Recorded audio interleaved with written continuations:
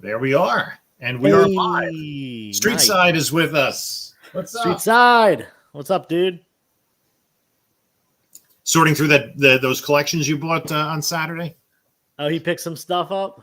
Yeah, he bought out some tables. Nice. ABC, always buying comics. Hey, that's what's up. Some tables, multiple tables. That sounds awesome. Yeah, I think he brought home more books than he came with. Like he picked up more books than he came with. Is that right? That's a good problem. If you got the room for it, at least. Yeah. All right. I'm sending out this link right now. Okay, we'll wait a couple minutes to really get started. Just kind of getting our feet wet, really, with this this thing. Let me just. I'm sending the link right now. Bunch of people. See who can join us. 6 tables. Dang. Hey, that's awesome. That is what's up. Yeah. I'm hoping I'm doing a flea market this weekend. So I'm hoping, you know, I made the mistake last flea market, and I was just telling Jim about this, that when I had 3 people come up to me at that flea market and say, I have comics. I don't do anything with them. I want to sell them. I gave them all my number, and I've heard from 0 of them. The key is not only give them your number, but get their number too. Very important. Yep. Yeah. So, hey, hopefully something comes up at this next flea market that I'm doing this weekend. Yeah, because I mean, they're comics in people's basements. I just picked up a collection I was showing Joe beforehand. It's a 1980s Marvel collection. So, but it does have those big books. So I think that'll be tomorrow's video. The nice thing about like 80s stuff, like there obviously are bigger books, but there are so many books in the like $10 to $30 range that are just so easy to get rid of. You know, keys that people want to pick up, whether it's, you know, the first solo, like, you know, for example, first solo Punisher in that limited series. Yeah. That's, you know, one of those books, or like, you know, the early Black Suit books for ASM, which, you know, obviously 252 is expensive. Secret War 8's, you know, kind of second place, but 141, you can get a decent copy for under $100 pretty easily. Yeah. And then there's always the elusive number 90, which is like a $30 book. What is it? Sensational 90? Cheap one. Spectacular. When I said sensational, you're dating yourself. I got Ben Reilly on the mind. I was just telling someone earlier today how that is actually the era where I first started picking up books for myself. You know, that's when I started going to an LCS. It was the mid 90s, and you know, I was a big Spider-Man fan, so I was buying Clone Saga books off the shelf, thinking that they were the best thing to ever happen to the world. Little did I know, not quite the best run ever. Yeah, well, you know. All right. We got some people in here. I can't see. I'm trying to figure out how to determine. Oh, there it is. 13 people in the room. Hey, nice. Awesome. Lucky 13. Say what's up in the chat. Jim will slowly highlight people once he figures out how to use StreamYard. No, I'm okay with this, actually. I think this is the second time I've done it. And yeah. I get a message from Erod today that my walkthrough box was shipped out of Sarasota today. Woo! So in the next few days, whenever it gets here, there'll be an unboxing. I'll do an unboxing video at 10 o'clock, most likely. Mike, dude, you're supposed to be asleep 3 hours ago. What are you doing? 10:04. It's 3 hours past your bedtime. Hey, Nelson. Good What's to see up? you. Yeah, so I'm going to have to do that thing again, like wait all day before I discover what the grades are, so it'll build up my own anticipation. Yeah, I think when I start getting stuff back from CGC and, you know, 2037 or whenever it happens. You'll be my age. Yeah. I'm gonna do what James from Minhunter does. He has his fiance put a post-it note over the grades. Right. So it's nice because he can like kind of sort it out and like have it all there ready for him to show, but doesn't get to see them until he's actually, pulling those off as the camera's going. What's up, Danny? All right, so Moon Knight, right? Yes. I think anticipation has been building for this series. For sure. It's been a little bit of time since we had a Disney Plus series for the MCU, Hawkeye holiday season. And yeah, I guess it has. Wow, I didn't. Yeah, because we had Boba Fett. Because we got No Way Home after. Yeah. And people were riding high on No Way Home for like months, which is understandable. And then we all got distracted by DC throwing the Batman at us. Yeah, and Peacemaker actually. Yeah, there was other things. There was Peacemaker and was there something else? Probably not. Oh, I was watching Doom Patrol, but that was me catching up. So yeah. Well, the HBO Max staggers their thing, their DC shows, much like Disney Plus does. So what I find interesting about the Moon Knight series is this is the first series that we've had where a character is just dropping in without any connection to anything previously in the MCU or anything that we've seen before. Right. Because we got Wanda and Vision, who have been mainstays for a while. Falcon and Winter Soldier. Right. We got Falcon and Winter Soldier, and we got Loki, which, all of those introduced new characters, but not the main characters. And then we got Hawkeye, which was kind of half and half, which was really nice.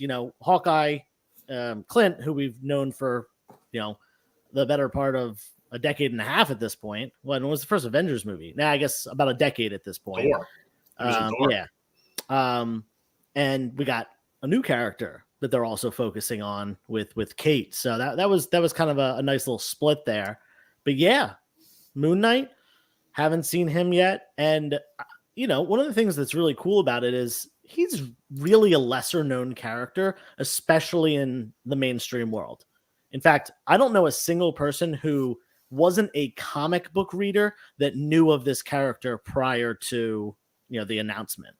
Right. He was very much a C-list character, I think, with Marvel, because I've always felt that, having grown up in the 70s and 80s and having read the books at the time, that your A-list was Spider-Man, the X-Men, the Fantastic Four, the Avengers, and then right below that were the individual heroes who made up the Avengers, Captain America, Thor, Iron Man, Daredevil as well, who the Hulk, who all had their individual series that ran forever.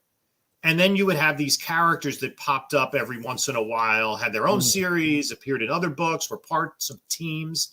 And I think that Moon Knight's presence in Marvel Comics in the 70s and 80s was very similar to Black Panthers in that regard. Sure. Yeah. A supporting character. He shows up in a lot of titles. I was kind of looking around, and I actually remember I spoke on a different live show about this. I remember being a kid, and and I think it was back issues at the point that I was buying it, but I remember picking up a book, and it was the mid 300 ASMs. So probably recent back issues at the time that I started collecting. And there was a little run in there of, I think it was Spider-Man, Punisher, Moon Knight, and Night Watch might have been the other one. Or Night Thrasher. Night Thrasher. One of those two. Anyway, I get them mixed up all the time.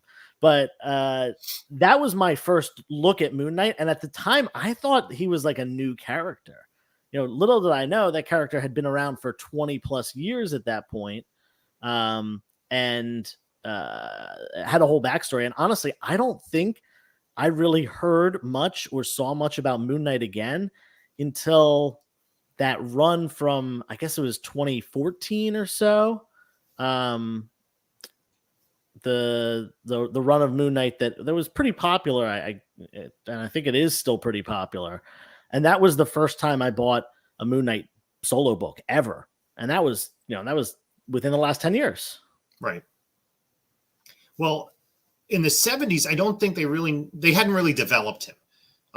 When he appeared in Werewolf by Night, he was a mercenary working for the Committee, which kind of sounds like a late 60s pop band. And he, they didn't really have a backstory other than he was hired as a mercenary. They gave him a uniform to bring in Werewolf by Night. And I think the moon element of his costume and his persona was related to the fact that he was trying to catch a werewolf. Right. Makes sense. Speaking of, always got to have a copy on hand. We're talking about a character. Gotta have their first appearance on hand. Now, I'm covering the price tag because this is and the barcode. And the barcode. This is the nice facsimile reprint. Guys, gals, everyone out there, if you can still find this at your LCS for cover price, go grab it. Because not only is it awesome to have, awesome to read, the introduction of this character, but these things have been selling on eBay. Talk about FOMO for like $15, listed as the facsimile. I'm not talking about people getting scammed or anything. This facsimile sold out in most stores and selling for $15 on eBay all day. I've let a couple go in claim sales because I did pick them up, and I'm big on reprints. I just put out a video about it. And I think they're great, not only for collectors to fill in their collection, but also, people that like reading, and there's some investment potential in them and speculation potential, which I bought a ton of these and they went from $4 to $15. So you see, it does happen sometimes. Yeah. I did have a copy of Werewolf by Night 32, but I sold it at King Con. To Erod? Erod. He actually, on his video on Monday, nice. Showed that. And then I also had a Marvel Special Edition, Marvel Spotlight 28, his first solo story, and I did a trade with Otto from 3 Men in the Basement for that one. So very cool. Moon Knight was popular, but I will say I think every dealer had copies of his first solo series, myself included, and I don't think any of them moved. the table next to me, I think he had 4 copies, high grade raw copies. It's tough because I think anyone that bought that or was looking to buy that has already picked it up. Unless you have like a 9.8 slab or like a signed one or something that's more of a niche book. I think that a lot of people, we've been seeing a couple trailers over the last couple months and a couple of, teasers before that. And, the announcement was well over a year ago. Oscar Isaac was attached to it over a year ago at this point. So I think a lot of the people that wanted it already got it. And that number 1 is fairly plentiful. Unlike Werewolf by Night 32 or even Marvel Spotlight 28. Yeah, because that wasn't until 1980. 80, yeah. So I know. A big market there, and people took care of their books more in the 80s than the 70s. And it was a number 1. So I'm sure the print run on it was greater than Werewolf by Night 32. Yeah. That's always something I was comparing recently. The census, and you can see, like, you can really see pretty easily when a book is a number 1, even if it's a less popular run or something, it's often significantly more copies on the census than other books that you really would think there would be more copies of. But yeah, those number 1s, they fly. People buy them. Yeah, because it's like it's interesting because in the 70s it was like, oh, a number 1, I got to grab this. Whereas you go back into the 60s, it was like nobody wanted to touch a number 1 because it was an unproven commodity to the people who had the newsstands. They're like, oh, this is issue 520 or 187. It must be something behind it because it's lasted this long. Right. Yeah, and it's interesting, us talking the other day, how like a lot of characters did not debut in their number 1. They were introduced in an anthology series prior to that, especially DC characters. So absolutely. Even Marvel, I mean, who do you have in the Silver Age? The FF, X-Men, Hulk, Daredevil. And the early ones, that was about it. Sure. Yeah, we got Thor, Spider-Man, Iron Man, all the rest of the Avengers, all in other runs. So, but yeah, back to the topic, Moon Knight. Yeah, so I mean, I think the trailer looks really interesting, and it looks like they're really going to dive into his dissociative identity disorder. Yes.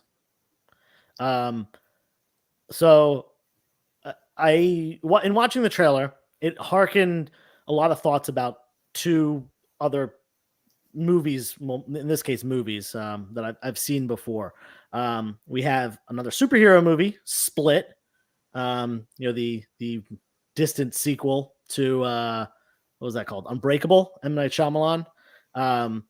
Just a character, one person playing a character with multiple identities, multiple personalities, and really trying to, differentiate them enough that we can, connect with all the characters rather than, it just being like a different voice or something like that. And from the trailer, Oscar Isaac looks like he's doing a great job at that. So I'm looking forward to that. And the other movie this reminded me of is Memento, which you're familiar. Guy, what's his name? Guy Pearce, I think, is the main actor. Movie from the late 90s. For those of you who don't know, basically, this guy has a short-term memory issue. He can't remember things that happened to him the day before, and he has to leave clues for himself. Everything from writing stuff down to even tattooing his own body to remember things. And it seems like Mark is doing stuff like that, or Steven. I'm not sure what his main personality is really going to be in this. It seems like we see him as the Steven character more often than Mark Spector, but it seems like he's leaving clues and doing things for himself to either keep him out of trouble, keep him safe, or let him figure out what he's doing. And there's a lot of clues to that in the trailer. I don't know if you caught them. Yeah, the movie it reminded me of, in terms of kind of its urban vibe, and since almost all of it is occurring at night, like that one great shot with the moon in the background as he's running across the screen, it reminded me of Fight Club. Okay. Little known fact, because not a lot of people see me sans pants. I actually have a massive Fight Club tattoo on my right thigh. My entire thigh is Edward Norton's character. Okay, we'll take your word for it. Plastered right there. Yeah, maybe you'll see it someday. Maybe we'll be at a pool party and I'll whip it out. But yeah, I get that vibe. That I can totally see that, especially like the fact that the character's having sleep issues too. That's a connection there. But definitely the setting and the feel of everything and the nocturnal aspect. And what's interesting is the MCU has kind of gone out of their way to have this kind of central core that they're building around, where everything is interconnected, but allowing the creators, or maybe Kevin Feige's kind of, hiring people and pushing that direction to be unique properties. Ant-Man was a heist film, and, kind of the Guardians of the Galaxy have been kind of these cosmic comedies almost. And the Captain America films, including Falcon Winter Soldier, have been more like spy espionage films. Absolutely. And now you have this, which is something kind of completely different. And we saw the Ms. Marvel trailer, and that has a different vibe altogether, but it's all under the same umbrella universe. Yeah. If this movie, if this show, Moon Knight, is a cloudy day or something like that, a rainy day, Miss Marvel is the rainbow sunshine that comes afterwards. And I think that's really cool how they can have such a big dichotomy in two shows that are coming out, months apart, featuring characters from the same, source of intellectual property, and people are going to like different things, and they're kind of trying to appeal to everyone, which is great. Yeah. And you're going to bring in, younger audience for that, maybe a different audience that might be interested in this, but yet again, it all fits together. And us as comic book people, we're going to just watch everything. So, even Right. if it's a steaming heap of garbage. Sony Films. Listen, We'll see. I will say this. I have liked several of the Sony films better than I liked several of the MCU films. Okay. Particularly, I was really not a fan of Black Widow. That one kind of let me down. And I think it was the wait time. I think it was the fact that, the pandemic really messed up when that was coming out. We were pretty disconnected from Natasha at that point, who had died like 2 full years prior. More than that, 3? Probably. I don't remember.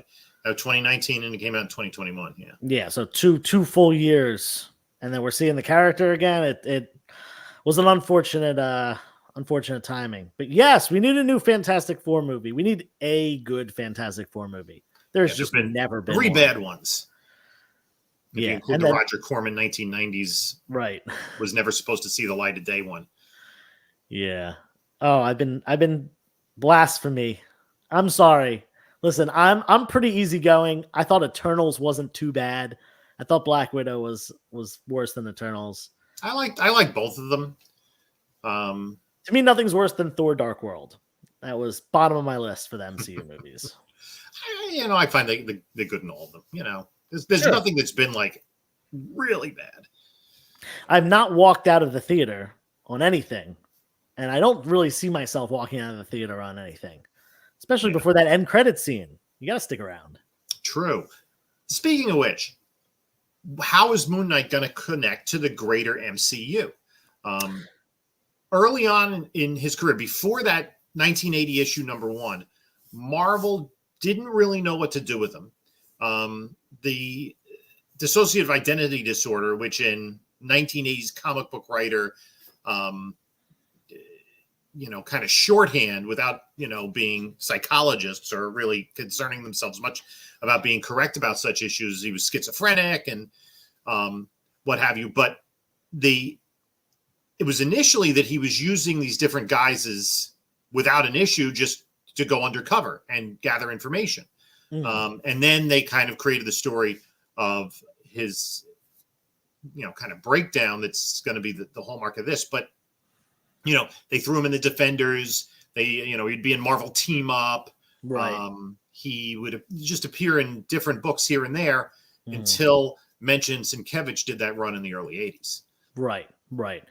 And I think a lot of what made that popular was the art. And let's address this question here, because this is, I think this is not only a good question, and I'm going to say the same thing that I say to everyone when they ask, should I sell this about a character that's about to drop? That all completely depends on the situation. Do you like Moon Knight? If you like Moon Knight, hold on to it. Hold on to it long term. The value of that book, it likely will be higher at some point in time than it is right now. Whether that's 6 months from now or whether that's 10 years from now, I don't know. Nobody knows. Otherwise, we'd all be millionaires off of comic books. What could happen is it could come out. The show could be bad to medium okay, and the price of the book will go down at that point. It could come out. Star Wars 42. Exactly. It could come out, and Moon Knight could become a massive fan favorite, kind of going along, the fact Iron Man went from being a B to C list character. The MCU propelled him to being, I certainly would say at least at some point, the most popular Marvel character. Could that happen with Moon Knight? Sure. Why not? That Moon Knight #1 could be a several $100 raw book, could be $1,000 raw book if the character gets popular enough. Nobody knows. If you want it, keep it. If you don't want it, sell it for what it's at right now. It's certainly at a high point, but it could go higher. Nobody knows. Yeah. And what were we saying before that? Oh, how it's going to connect. Yes. Important topic. Let's rewind. Are they going to use this based on his background, having premiered in the Werewolf by Night series, to connect to the supernatural horror aspect of the MCU? We know it's coming. We know we're going to get Werewolf by Night. Who else we're going to get, we don't know. Morbius is somewhere else in the Sonyverse. Yeah. Man-Thing, Dracula, Ghost Rider. I got a pile right there, Tomb of Dracula books. I stumbled into a Whatnot the other night. The guy had a bunch of Tomb of Dracula books. Click, click, click. Got them all reasonably cheap, a little bit under market value, and great stuff. I'm a big Bronze Age horror fan. Right. So, I did the fingers crossed thing. I hope they expand that, to more of those horror characters. I hope we see the Midnight Suns at some point, which I would consider them like them and Legion of Monsters to be like the two horror teams of Marvel. I certainly hope that happens. I personally, as far as books to pick up relating to connections, have been looking into a lot of the first meeting or the first battle of Moon Knight and XYZ character. I always, I'm a big fan of those keys in general, because they're most of the time they're very affordable. Right. They're not considered, top tier keys or anything like that, but they are key issues. They do pertain to things that happen in the MCU, and it gives a little historical tie-in of that character's development in the greater Marvel universe. So I have picked up a couple of those recently. Actually, I've got a couple sitting here if we're going to show them off at any point. Yeah, I think, is he going to then also connect to anything we've already seen? That's yeah. He was a member of the West Coast Avengers. Mm-hmm. He was an Avenger at one point, wasn't he? Was he in the regular Avengers team? He was certainly in Avengers books. I'm not sure if he was actually a team member or just teamed up with them. Yeah, he was in the Avengers. He was in the Defenders. Mm-hmm. He's certainly been around. I mean, the current series is the 9th volume of his solo title. Right. Wow, 9th. Yeah. I guess that's what happens when a character is popular enough to keep writing about, but not popular enough to have a 200, 300 issue ongoing series. Well, that's kind of what they have with most of their properties, is they keep rebooting them, and then now they use the legacy titles. So you talk about, let's say, a Moon Knight #1. Well, which of the 9 are we discussing? I pretty much at this point speak in legacy numbers if they have it.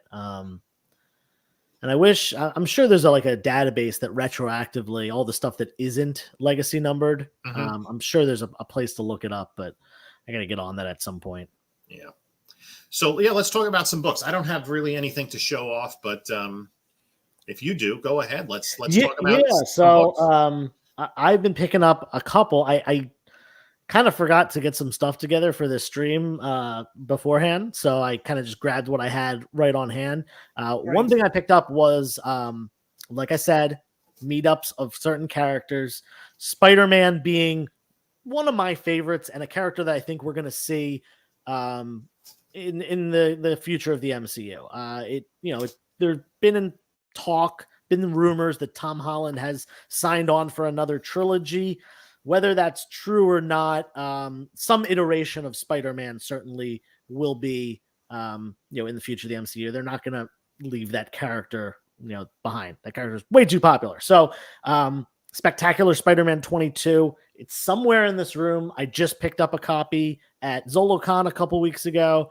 First meetup of Moon Knight and Spider-Man, and that's definitely one that I have been looking for. I sold a copy a couple months ago and instantly regretted it. So I picked up another one. And then where's that other book? Oh, right here. I'm a big Daredevil guy. And, I've seen some rumors online, whether it's true or not, but Daredevil and Moon Knight being possibly part of the Midnight Suns MCU team. This is a great one. A character that is definitely coming, and a character that is pretty heavily rumored to be fully returning to the MCU, or coming to the MCU from the Netflix universe, and characters that I very much enjoy myself. So that's a really cool Sienkiewicz cover. Yep. This is Moon Knight 13, and it is their first battle right here. It's got both characters on the cover, which, got to go with that. Ooh, Vault of Horror, Crypt of Shadows. There's a lot of good Marvel titles. A lot of them are just reprint runs. Like Vault of Evil is reprints, and like Tomb of Shadows. Is that one of the Marvel ones? What's it? Where Creatures Roam, and those books, but those are great, like horror anthology kind of stuff. I try to pick those up whenever I can. They often have like really awesome art. Really, what they jumped to in the early 70s was using essentially universal monsters who were part of the public domain: werewolf, sure. Dracula, Frankenstein, Mummy. Yeah, it's so weird that the Comic Code Authority banned those characters. Like, you couldn't have werewolves. It was not, it was against the Comic Code Authority to have werewolves and vampires, which we see like children's stuff nowadays with werewolves and vampires. It's so weird that was something that was banned. Was that Castlevania or Hotel Transylvania? Hotel Transylvania. Yeah, exactly. Scooby-Doo. The Addams Family, and the Munsters had, yeah. Right. But, the only ones that seemed to last of those four major ones were Dracula and the werewolf. Mm-hmm. Yeah. And looks like we're getting Werewolf by Night this year. Halloween special. Heavily rumored. There was a casting announcement, and people have almost firmly accepted the fact that it's going to be the I forget the actor's name, but it was cast as Jake Gomez, who is the Werewolf by Night, who premiered less than 2 years ago. And that is a book that you can definitely find out there. I have seen people find it in dollar bins, back issue bins, find it for cover price. And it's like a $30, $40 book at this point. Right. One of the interesting things about the TV series is they're leaning heavily into the Egyptian mythology. Mm-hmm. And the principal director, the director for the 6 episodes, Mohammed Diab, is Egyptian. So yeah, there's certainly, watching the trailers and the snippets and everything, and the live the still pictures. There are so many pieces of Egyptian references and imagery and stuff like that I think as a big fan of like Egyptian history, which was like one of my favorite things to learn about in school, or watch on History Channel, I think they're doing a really good job of that. But in addition to that, I think it's going to tie into the characters a lot. And there probably are hints in there. Now, one of them being the crocodile on the phone. Are we going to see Crocodile Loki in Moon Knight? No, probably not. It's probably more of an Egyptian reference, but definitely a cool one nonetheless.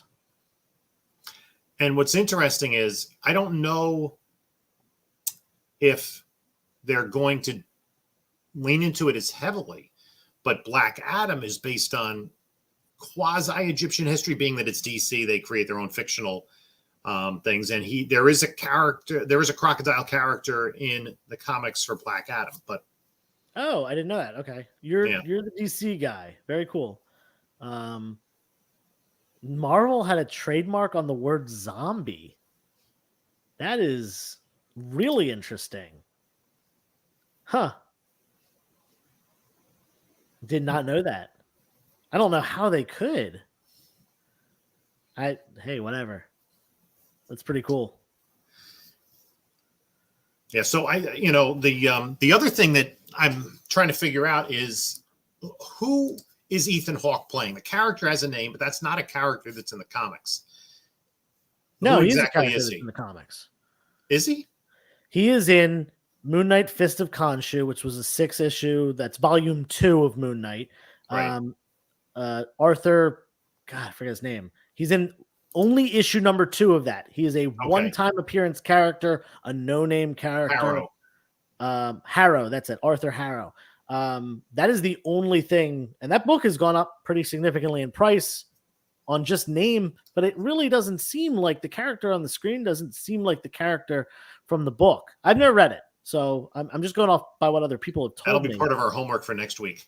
Yeah, find Miss of Khonshu 1 through 6 and read it. But I think they're doing what they've done quite a few times already. They are amalgamizing two characters. They are, giving us a hybrid of, multiple characters from Marvel's history, because there's just no way they can fit every character in. So I think they're taking multiple characters and putting them together.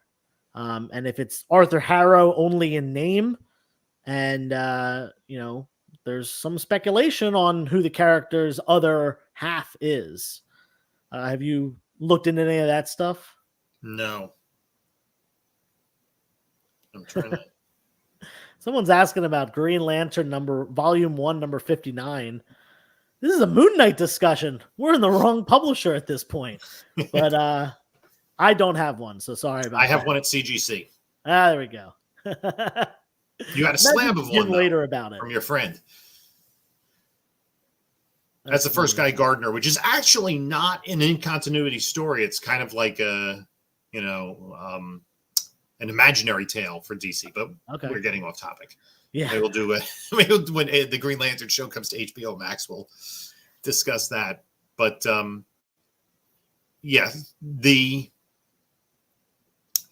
because was it Midnight Man is going to be coming to the series? Right. And the actor passed away before the show has come out. Yeah, after his filming. It was a car accident or skiing. Skiing, that's right. Yeah, it was very, very sad. He was a French actor. Yes, he was in something I had seen him in before, and I can't remember off the top of my head. Yes. Stephen Platt, I mean, nobody can deny Stephen Platt's artwork was just, if artwork is continuously evolving, it was the evolved form of Todd McFarlane's. He did amazing things and progressed art in comics. Stephen Platt came along. Joe, you're familiar with that book? Moon Knight 55? Yeah, yes. I'm familiar with the 3 copies that I just got in a collection that are all in pristine condition. Nice. I sold one already though. I did. I think I got a $1.25 for it. And that book is hot. I think it's like 400 or 500 in a 9.8. So right. Yeah. Be on the lookout for that one, because it's not a key per se as far as characters or special occurrences in the story, but it's the first Stephen Platt artwork on Moon Knight. Yeah, and I think his costume just being black and white essentially leads itself to some interesting cover art. I do have that entire Mark Spector run. Yeah. I fortunately did stay with that through to the end. Not everyone did. Yeah. I have it's up to 60, right? 60, yeah. So the collection I just bought had 1 copy of everything, issues 50 through 60, and 3 copies of 55. Nice. And there are a couple of other nice Platt covers that have value. 57, the Spidey. Right. I should have brought those. Maybe I'll have those for next week.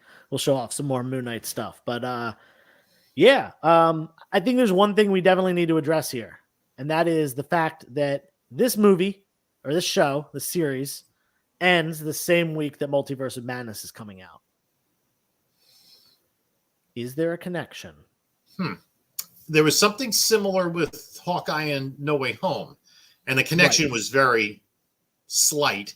It was there. Yes. It was there. Actually, a couple of connections. The posters for the musical, without giving away any spoilers. I actually didn't catch that. Yeah, there's in No Way Home, there are posters throughout the city for Rogers the Musical. I know what, I didn't notice that. That's kind of like a look back, though. That's less of a connection, really. Obviously it's the same universe connection, but it's not. It's not like a spoiler or anything like that. But I think it's okay to talk about Spider-Man No Way Home at this point and say, we got Kingpin in Hawkeye, we got Daredevil in No Way Home, 2 characters from the Netflix universe. I have to think that they timed this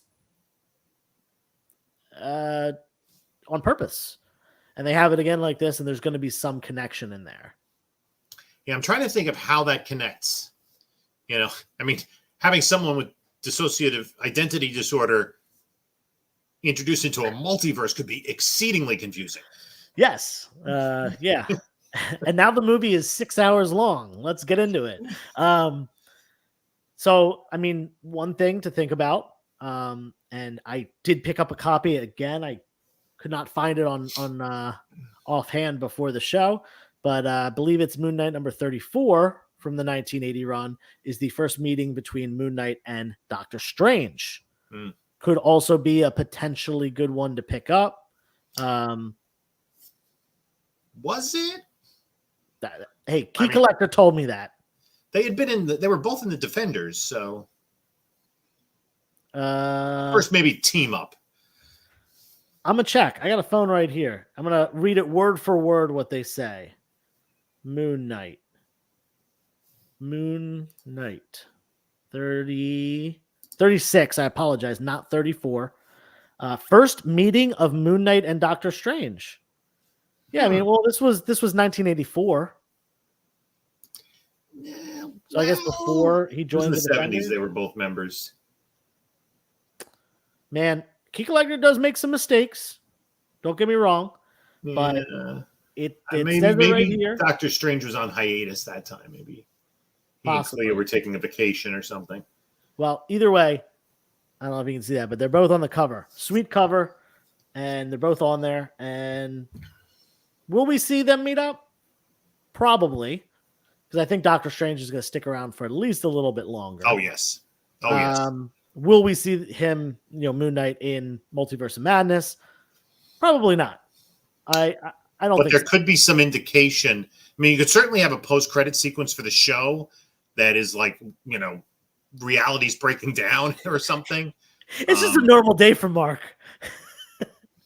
he sees the entire sky unhinging and he's like, okay, gonna go get my bagel now. Yeah. Time for lunch. Gotcha. Yeah, that'll do it. Yeah, I mean, one thing that I do want to mention, this is recent comic related. For those of you reading the Kang run currently, issue number 2 was kind of a hot book recently. In fact, I think it was selling at like $10-12, almost immediately after coming out, because it featured Ravonna Renslayer as a different, different multiverse, different universes, Moon Knight. A different character, who is the Herald of Khonshu. And it was Ravonna Renslayer, a character that we've seen in the MCU. There was certainly some speculation on that. So that's something we could see in Multiverse of Madness, whether it's her or someone else, as a different Moon Knight, possibly. I mean, the danger with that is just trying to keep from having, just casual viewers be completely confused, without like a scorecard as to, who's in there and, if they're referencing stuff from the 90s or the 80s or, some comic book, it's, they throw Reb Brown and Nicholas Hammond in there. Actually, there was a rumor that the guy who played there was a TV movie, late 70s, early 80s, a Doctor Strange TV movie. It's on YouTube, I believe. I remember watching it as a kid. It was not very interesting. But supposedly there was a leaked end credits cast list that had him credited in there. That's just a rumor, Sure. But they do have that entire 1970s. They had Hulk, Spider-Man, Captain America, Thor, Daredevil, and Doctor Strange. Yeah. And other than the actor who played Bruce Banner, they're all still with us. And Lou Ferrigno could still put on green makeup and play the Hulk. Sure. Yeah, I love it when he cameos, and he cameoed in the Edward Norton movie, right? Was it? He was like a security guard. He was a security guard in one of them. Yeah, I'm pretty sure it was the Norton. I think it was the good Hulk movie. And I think he did the Hulk's voice in the Avengers. he's been involved in the Marvel properties. That's awesome. That's cool.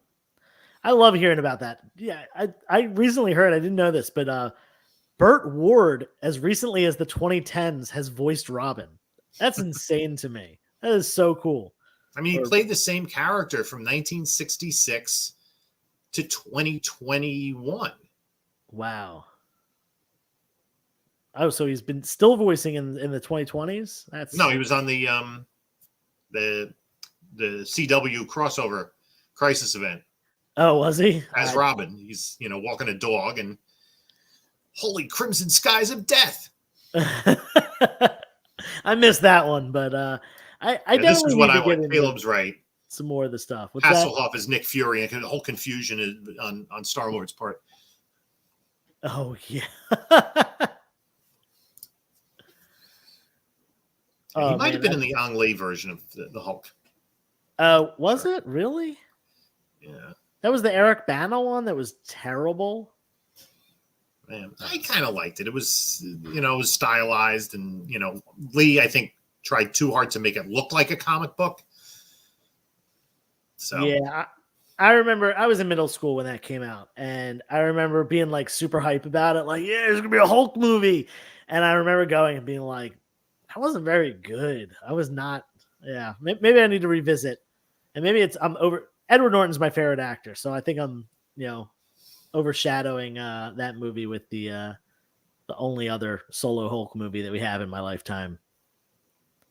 Yeah, so I think we should probably get close to wrapping up. We've been on for over 45 minutes. Woo!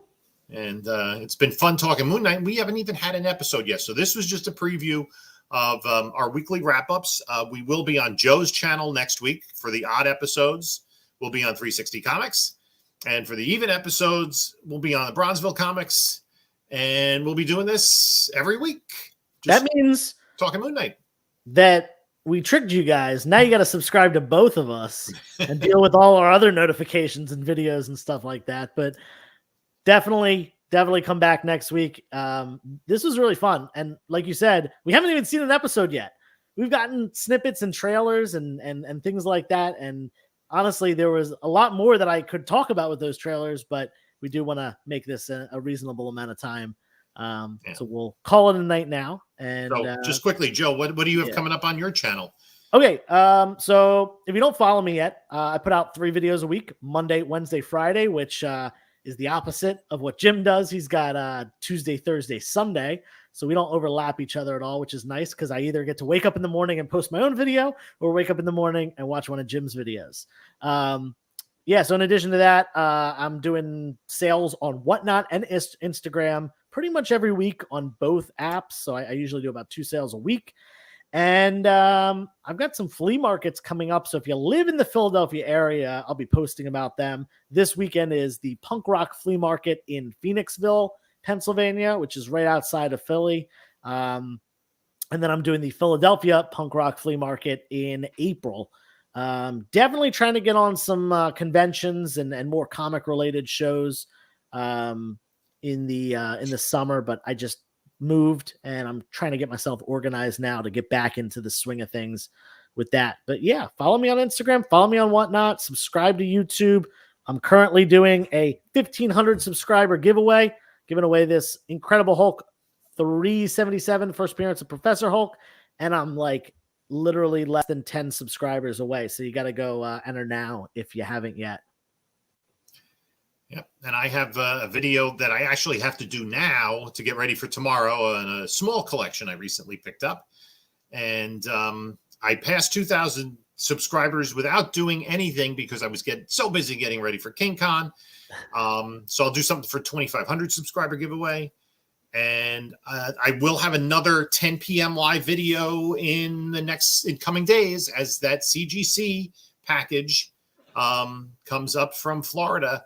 And it has the first appearances of 3 very big characters. One we have not seen, 2 we have not none of them we've seen in the MCU. Well, no, one we've seen in the MCU, but not as the superhero character. So exciting stuff on that front, and hopefully the grade gods are with us, and Erod worked his magic, and we have some good stuff to unbox. So that'll be exciting. And I keep looking out the window onto my front porch. And you're going to do a live unboxing, right? It'll be live at 10 o'clock the day that I get it, depending on, if there's nothing else kooky in my schedule. Cool. Awesome. So sounds good. So yeah, my channel next Wednesday, same time, 10 p.m. We're going to do this every week until I think May 4th is the last episode. So we'll kick off or we'll cap off Star Wars Day with a little Moon Knight talk. And then the very next day is first day we can see Multiverse of Madness. When is Obi-Wan starting? They should have started that on May 4th. That would have made sense, right? Yeah, I think it's June, though. Yeah. It's going to be the same time as Ms. Marvel, but different days. Maybe. You think there's a chance we see something of Venom at all? Possibly. If you're talking in Multiverse of Madness, the sky's the limit with that movie. We could see literally anything. That's what they've been saving Topher Grace for. Oh, God, please no. That might make me walk out of a Marvel movie. Oh, come on. He was. Who decided that Eric Foreman would make a good Venom? I don't know. I think someone owed someone a favor. When that casting happened, either someone owed someone a favor or someone had never taken in any Venom or Eddie Brock material before. It is what it is. Yep. All right. Time to sign off. Yes. Thank you very much for everybody that showed up. We had low 20s people tuning into this video. Thank you so much for spending your time with these two idiots here. And we'll see you in a week.